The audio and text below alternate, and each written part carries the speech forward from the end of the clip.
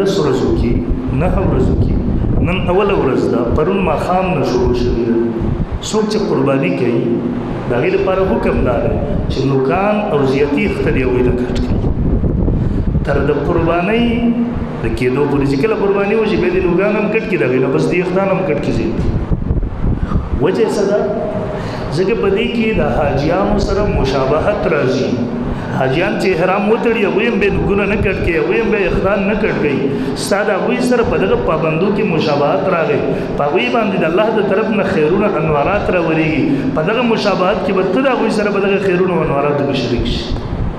خو یاد ساتئ دا مستحب دي. مستحب دې ته وایي چې که تا په دې عمل وکړو ثواب به درته ملاو شي، که عمل دې ونه کړو ګناه در باندې نشته. یعنې دا ضروري نه دي، مستحب دي، غوره دي، افضل دي. البته که د یو سړي نوکان زیات غټ شوي یا یخدان زیات غټ شوي حرامو حده پورې رسېدلي نو بیا دې د استحبابي عمل پرېږدي دا دې کټ کړي ځکه په حرامو کې مبتلا کېږي. او که یو چا کټ لله نو قرباني باندې اثر نه پرېوځي، قرباني یې صحیح